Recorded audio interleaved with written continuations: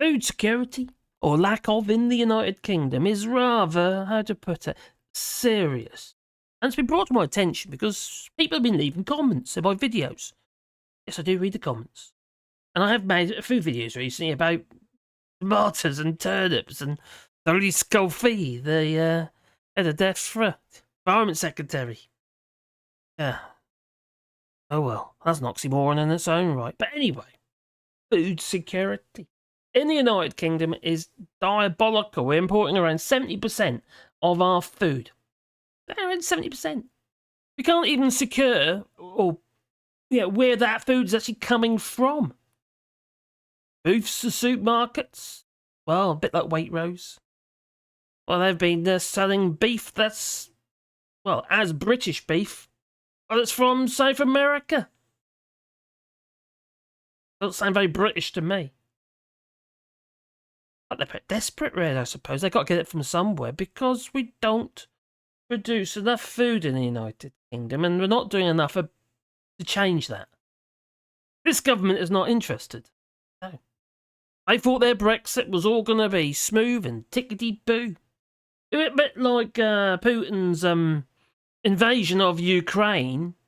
Oh yes, we'll take it over within a week and we'll install a puppet government in there. But their Brexit's going to be like, but no.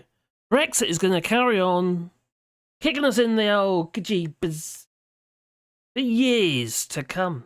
We're scuppered ourselves. And I know. They say that the farmers, they voted for Brexit. Not all of them, obviously, but so they tell us that the majority of farmers vote for Brexit. They put that cross in that wrong box back in 2016. June the 24th. Oh my God. Remember it well. Scary. Anyway, it's happened. Brexit has happened. And we can't keep pointing the finger at the farmers and, oh, well, it's your fault. But we also have to acknowledge the fact that we have people, 67 odd million of them, who require food to be fed. When you've only got 70% food security in the United Kingdom, I know they tell you it's less now, but it's not. They don't allow for the fact that much of your food is processed. And they don't, just because it's processed in the United Kingdom, I don't mean to say the ingredients came from the United Kingdom. Most definitely didn't. And now, as you know, as things have become even more tricky because obviously the war in Ukraine, our inability to find reliable importers or exporters from Europe come to the, to send their wares to the United Kingdom. Too costly, too much hassle, too much red tape, and that's all Brexit, no matter what they tell you. Anyway, there will be a secret word at the end of this video, but also, please, boot the old like button. Helps the video, Channel, and the video. Oh, okay. You know what I mean. But yes, the UK has scuppered itself. The farmers have scuppered themselves. Common agricultural policy was, that was quite handy. Yeah, they got wads of money. Because farming is expensive and we need a reliable, source of food in the United Kingdom. And it's come to head now, isn't it? We're seeing empty supermarket shelves, etc., because we can't get the food into the country. For a variety of different reasons. I know they say bad weather in Morocco and Spain and places like that. But as well as the fact that it was bad weather last year and the crops didn't grow as they would do normally, and now we're feeling the pinch. And then you got in the UK where farmers and greenhouse growers they skipped a month. So they're behind. Less food overall for the whole season, you see, because it's become too expensive to heat the greenhouses and they didn't get any help. So they're not growing. No. Not as much as they would have done. So there's a shortage. There's a shortage of food. You can't get away from it. But we have this food security. Anyway, there's no buffer. They're relying too much on imports of foodstuffs. You might notice a lot of your foodstuffs are, going off very quickly. As soon as they come out the packets, that's it. Give them a day. And you've got limitless lettuce. Unflaccid. No sex. Yeah, a bit like that. Anyway, that's another story. There was one country I happen to reside in that is acknowledging the fact that food security is quite important. And that's obviously France, because that's where I live. This is where at the moment I'm in France, in the Limousin. And I just unveiled some a fund, a €200 million fund to promote efficient growing, but also homegrown fruit and veg. I love this idea because I do grow my own food. I can get a bit. Anyway, there's homegrown food. Brilliant.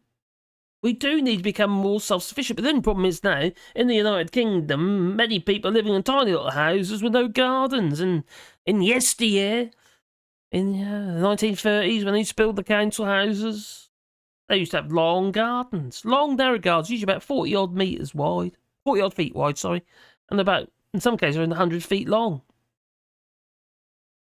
Something like that. Big, anyway, long and narrow gardens, so you can grow veg. And then you have somebody, I don't know, like for instance, where I used to live, we'd grow one veg and they'd grow another, and then we would exchange. There's always get a glut, you see. You might be good at growing potatoes, and they might be good at growing tomatoes. Oh, potatoes and tomatoes, same family, you know. Deadly nightshade family. So is the peppers, actually. But anyway, that's another story. So France has unveiled this, fund for homegrown fruit and veg. So France's agriculture ministry has announced plans to invest £178 million in its fruit and veg sector to strengthen its productive capacity. And the French government says that the sector is a pillar of its food sovereignty. Sovereignty. We've got to get that right. Or was it sovereignty? You know where I'm going with that one, don't you? Brexit. There me. Sovereignty. Whenever you sign up a trade deal with another country, you actually give away a bit of your sovereignty anyway. What a load of rubbish that was. All poor for it. So yes, the French government has said, or says, that the sector is the pillar of its food security, and investment is part of the action to adapt to climate change and agroecological transition. France says that only half of its fruit and vegetables are grown locally, and it wants to support investment in production and encourage consumption of these products. It was also talking about vertical growing and all that sort of stuff. Quite a lot of that's actually done in the Netherlands at the moment, but it is extremely important. So yes, they call it the sovereignty plan. Yeah. That's what they're calling it. Yes, €200 million sovereignty plan, and to increase the consumption of homegrown fruit and vegetables. Well, sounds good to me. And it also means that we'll have healthier, children, people. Good for the healthcare, you see. Instead of going down to the old, how to put it, McDonald's and doing a supersize. Have a turnip instead. Homegrown. Oh. No. Only half our fruit and vegetables in France are grown in France. That's a figure that the minister wants to. The health minister in France. Now, when it comes to fruit and vegetables, we have had a loss of sovereignty across all parts of this market. And the minister said at the Salon de l'Agriculture, Grandi, the head of Interfel, the joint sector organisation for fruit and vegetables, I suppose a bit like Teresa Kofi. She's just cleaning up. She's eating everything as she goes. She is. Oh, she's got a cigar hanging out of her mouth. That's Teresa Kofi. Anyway, he told a TV channel, BFM TV, we are at a crossroads. He explained that the plan hopes to regain at least 10%. That's manageable, of the market share for fruit and vegetables grown in France within the next 10 to 15 years. This is really a really sensible plan, especially to provide some financial help to make it happen. Well, the €200 million investment plan will take place over a few years, with the objective of helping to make crop production better and more efficient, looking at vertical growing, and this could include more funding for research and development, plans to modernise greenhouses, and new techniques for fighting against pests, while simultaneously lowering the use of pesticides. such as protective nets and weeding robots, etc. You got your own little weeding robots if you don't keep shoving them into those hotels. Oh, ask Lee Anderson. He'll be happy to shove them in tents, give him a cold shower every day. He's lovely, isn't he, Lee Anderson? No, he's not. Oh, I think this is actually really, quite a good plan, really. I don't know the details of the plan as yet, because it's only just been announced. But it's really important. We need food security, not just here, obviously here in France, but also in the United Kingdom. I've got family in the United Kingdom, and you guys are gals, you know, I want you to be able to be fed, but not just fed with healthy food. And growing food in depleted soils is not healthy. You don't get all the minerals. You don't get all the minerals you need to sustain life. Just because it's a turnip or a tomato or it's been grown in a British farm, I don't mean to say it's healthy. It's got everything in it that it should have in it. Because farmers grow for size and what it looks like, basically, to satisfy the supermarkets. Doesn't mean to say it's got all those minerals and mineral deposits and trace elements in that food. No, no, it hasn't. Yeah, it's just some of the things we have to really wake up in the United Kingdom, especially. Hopefully, they are here in France because it didn't used to be quite so. How to put it? We don't. Well, let me be absolutely clear. You don't find much processed food in the supermarkets here in France. Not like you do in the United Kingdom. There's no masses of ready meals and Tesco's curries and that sort of stuff, Asda curries and all. You get very little of that in the supermarkets here.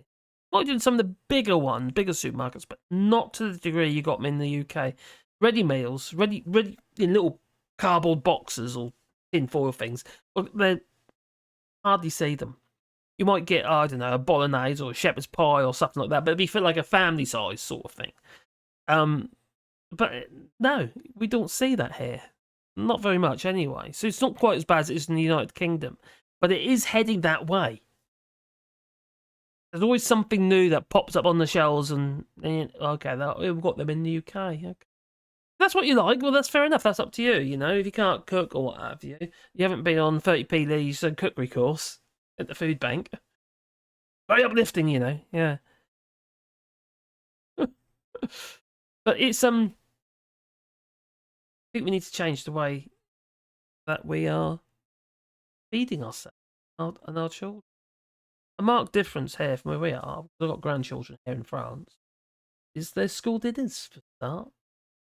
Actually, our local schools, the fresh produce actually comes from an organic farm called Carrot and Ann.